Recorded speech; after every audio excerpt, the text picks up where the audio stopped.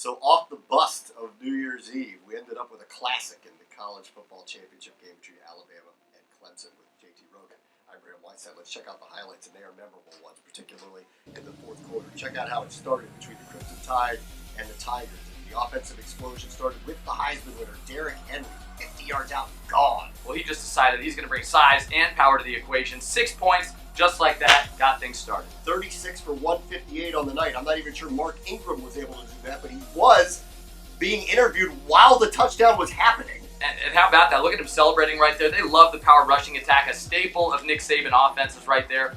Touchdowns all night long for Henry. If you were wondering if Clemson was going to be nervous in this spot, Deshaun Watson was not. We'll use the axis to show you this throw to Hunter Renfrow, touchdown. I don't know if you're good at throwing into double coverage, but Deshaun Watson, maybe the best. An outstanding throw, no doubt about it. Watch the score here. It's 24 apiece here in the fourth quarter, 10.5 to go, when Nick Saban called for an onside kick. Unbelievable. High risk, high reward. I love it. A little bit of gambler coming out of the Nick Saban back pocket. Gabba wanted something called, didn't get it, and then it got worse. Jake Coker, O.J. Howard, touchdown.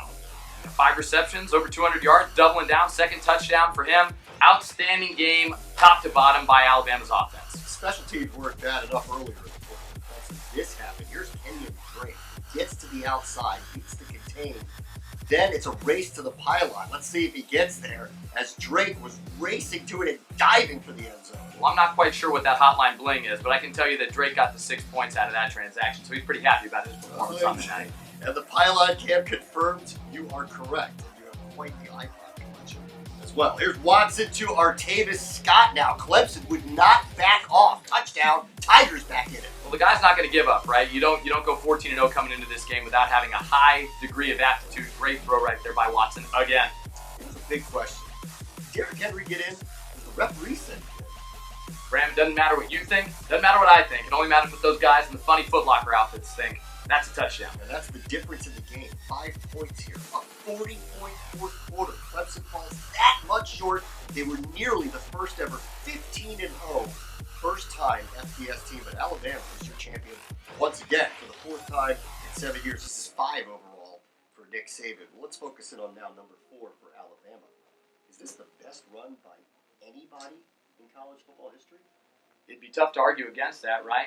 With all of the obstacles that are now present with recruiting and people transferring and coaches leaving, it's not the standard tried and true programs of the past where everybody stuck around and everybody was loyal to their head coach. Everybody's fleeting, right? Guys are declaring early and everything, so it's a brand new era in college football. So when you talk about is this the best ever, I think you got to say so. How does he do it? Different quarterbacks, different offensive coordinators through these years, all these different running backs come through that get all these accolades. How does he do it? It's a little bit of a formula, right? You recruit great players who fit a certain type of mold, you bring a certain type of attitude and a moxie and a demeanor to the program, and then you execute. And you demand that from your coaches, you demand that from your players, you demand that from your family, and you demand that from yourself. And clearly, you got that at LSU, he's getting it now at Alabama. How about Clemson here? I think you could argue they're the best runner-up ever. That was amazing, the performance they put out there. They sure did, and your heart goes out to Deshaun Watson, right? He's got a great year. He did everything he possibly could do. Led the team in rushing and throwing, over 400 yards in the air, but just not enough. 45 to 45 points short. They're going to have to go back to the drawing board and figure out, I guess, how to go 15-0 instead of 14-1. Everybody's watching their drawing board now, though. It's going to be different than this particular year. They're going to come in ranked in the top 5 based on the team they're coming back with. So how does Dabo Swinney get this team to be positioned to try to get back to this again?